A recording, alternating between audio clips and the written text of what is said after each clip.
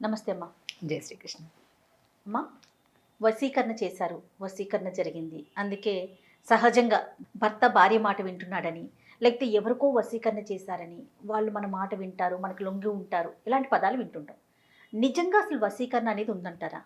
ఉంది జయ, ఉందమ్మా. ఉందమ్మా. అయితే ఇందులో రెండు రకాలు ఉంటాయి. సాత్వికమైనటువంటి వశీకరణ ఒకటి, రాజస తామసాలు వేరు. ఆహా. తామసమైనటువంటి వశీకరణలు క్షుద్ర ఉపాసనలో ఉంటాయి. ఓహో. క్షుద్రమైనటువంటి కొన్ని ఆకులు, పసర్లు, ఇంకేవేవో ఇలా ఏవో అంటుంటారు.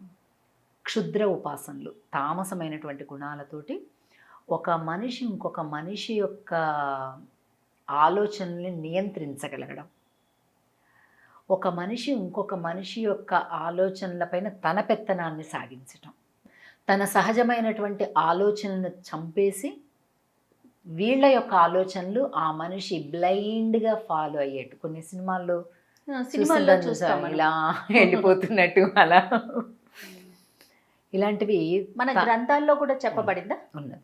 తాంత్రిక విద్యలు అంటారు. ఆ. ఆ తంత్రాల్లో క్షుద్రంలో ఇవి కూడా ఉన్నాయి. ఓకే.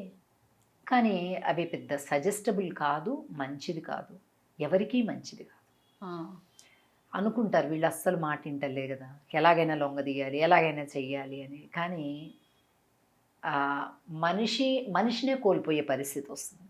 ఆ మనిషికి రకరకాలైనటువంటి సైడ్ ఎఫెక్ట్స్, రకరకాలైనటువంటి అనారోగ్యాలు, మానసికంగా శారీరకంగా ఇలాంటివి ఎన్నో కలుగుతుంటాయి. వీళ్ళు ప్రేమ కోసం వాళ్ళ ప్రేమ మొత్తం తమకే కావాలి అనేటటువంటి ఒక నేరో మైండే అంట నేను. అవును. అలా చేస్తారు. భార్యాభర్తలైనా కూడా భర్త ప్రేమ కావాలని కోరుకోవటంలో భార్య తప్పే ఉందండి, అవును, కాబట్టి ఏదైనా చేయొచ్చు, ఇలాంటివి చాలా చాలా వింటూ ఉంటాం. కానీ నా ఆలోచన ప్రకారం కూడా ప్రేమ అనేది మనిషికి మనిషి మీద మనిషిని చూసి రావాలి. మనం అన్ని సందర్భాల్లో వస్తుంది. అప్పుడు మనం చాలా ప్రేమిస్తూ ఉంటాం, ఎదుటి వ్యక్తులు అసలు స్పందన ఉండదు. అలాంటప్పుడు వాళ్ళ తత్వం అదే, వాళ్ళ తత్వం అదే అని వదిలేయటమే తప్ప మనం ఏదో ఆకులు, పసర్లు, మందులు ఇవన్నీ. ఎందుకంటే శాస్త్రంలో తాంత్రిక ఉపాసనలో ఉన్నమాట నిజం, కానీ దాన్ని కరెక్ట్గా అప్లై చేసేవాళ్ళు ఎవరు? అప్పట్లో ఎందుకు ఇట్లా వాడేవారంటారు? ఇలాంటి అంటే క్షుద్ర ఉపాసనలు ఇలా ఒక మనిషి ఇంకొక మనిషి, అన్ని రకాల విద్యలు ఉంటాయి. ఇప్పుడు అమృతం ఉంటుంది, విషం ఉంటుంది. నువ్వు ఏది వాడుకుంటావు? విషం కూడా ఒక్కోసారి ఎనస్థీషియాకి అవసరం అవుతుంది. సో ఏది దేనికి వాడుకోవాలనేది మన విజ్ఞత, మన బుద్ధి మీద ఆధారపడి ఉంటుంది. అలాగే గుణాలు 3 ఉంటాయి, సత్వగుణం, రాజసగుణం, తమో గుణం ఉంటుంది. మరి తమో గుణమైన విద్యలు ఉంటాయి, సాత్వికమైనటువంటి విద్యలు ఉంటాయి. ఇప్పుడు ఉదాహరణకి మహనీయులు పురంధరదాసు, త్యాగరాజు, రామదాసు ఇలాంటివి ఎందరో ఉన్నారు. వాళ్ళకు కూడా ఒక పాజిటివ్ ఎనర్జీ, అన్నమయ్య, వాళ్ళకు కూడా వశీకరణం ఉంది, దైవానుగ్రహంతో ఉంది. అందుకే జాతి జాతి వాళ్ళ వెనక వెళ్తుంది. అలాంటి వశీకరణలు నేర్చుకోవాలి. అంటే ఏం చేయాలి? అపరిమితమైనటువంటి ధార్మిక బుద్ధితో సమాజ సేవకు లేదా దైవ సంబంధమైనటువంటి ఒక అంకిత భావంతో ఉంటే సమాజం అంతా నీ వెనక నడుస్తుంది. తరతరాలకి నువ్వు వెనకుంటావు. రామకృష్ణ పరమహంస కావచ్చు, వివేకానందుల వారు కావచ్చు. అంటే వాళ్ళ మార్గంతో ప్రజలందరూ వారి వెనకాల నడవటానికి ముందు. కానీ మార్గం ఎంతో మందికి ఉంటుంది.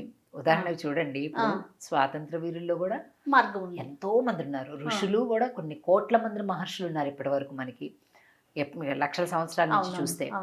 కానీ అందరి వెనుక మనం వెళ్తున్నామా? లేదమ్మా. ఒక వ్యాసుల వారు, వాల్మీకి మహర్షుల వారు, శంకరాచార్యుల వారు, భగవద్ రామానుజుల వారు, ఇంతే వేళ్ల మీద లెక్క పెడతాం. అంటే ఆ వశీకరణ యొక్క శక్తి వారికి ఉంది. అయితే ఇది ఈ రకమైన వశీకరణ కాదు, అస్సలు లేదు. వాళ్ళ యొక్క యోగ సాధనతోటి ఆ శక్తులు వాళ్ళకి ఆటోమేటిక్ వచ్చేస్తాయి.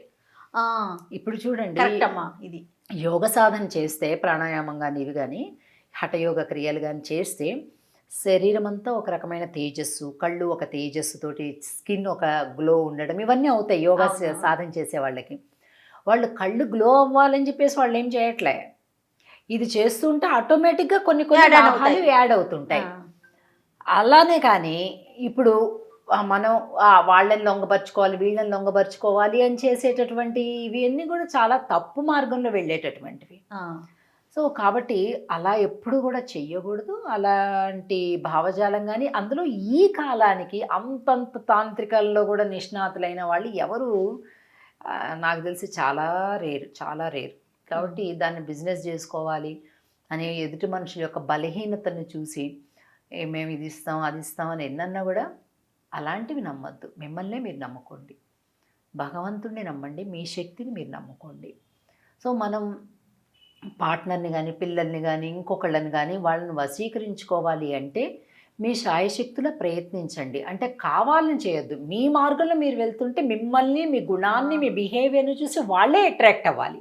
అది అంతేగాని వాళ్ళ ప్రాపకం కోసం మన ఇండివిజువాలిటీని కోల్పోయి చేయొద్దు. ఇప్పుడు కూడా ఏం చేసినా కూడా వాళ్ళకి అర్థం కావట్లేదు మన విలువ అంటే అలాంటి మూర్ఖుల యొక్క అనుగ్రహం కోసం ఇంకా ఎక్కువ తాపత్రయపడద్దు.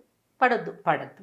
భార్యాభర్తలే కానివ్వండి, కొంతమంది విషయంలో తండ్రి కొడుకే కానివ్వండి, వాళ్ళ యొక్క ప్రేమ పొందాలని ట్రై చేస్తారు.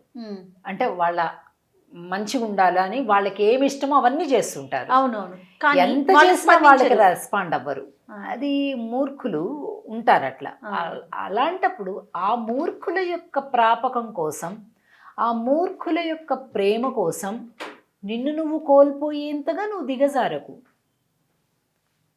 నీకొక వ్యక్తిత్వం ఉంది, నీకొక లక్ష్యం ఉంటుంది, నీకొక పని మీద ప్రీతి ఉంటుంది. ఇవన్నీ పక్కన పెట్టి ఒక్క మూర్ఖుడు కోసం కనుక నువ్వు కాన్సన్ట్రేట్ చేస్తే నిన్ను నువ్వు కోల్పోతావు. ఓకే. కాబట్టి వశీకరణలు అనేటటువంటివి తామసమైనటువంటి వాటి జోలికి వెళ్ళకుండగా మన యొక్క స్వభావం, మన యొక్క ప్రవృత్తి వాటితోటే వశీకరించుకునేలాగా చూసుకోవాలి తప్ప, ఆ మార్గంలో వెళ్ళాలి తప్ప ఇలాంటి వాటి ఒకరు మరి ఇంకొకరి మాట వినాలి అంటే మీరు అన్నట్లుగానే అంతేనమ్మా? అంతే. ప్రేమతో, ప్రేమ లేదా కొంతమందికి తెలివి, కొంత లౌక్యంతో అలా చేసుకోవాలి తప్ప మందులు, మాకులు, పసర్లు ఇవన్నీ ఏమో చాలా వింటుంటాం తాంత్రికంలో.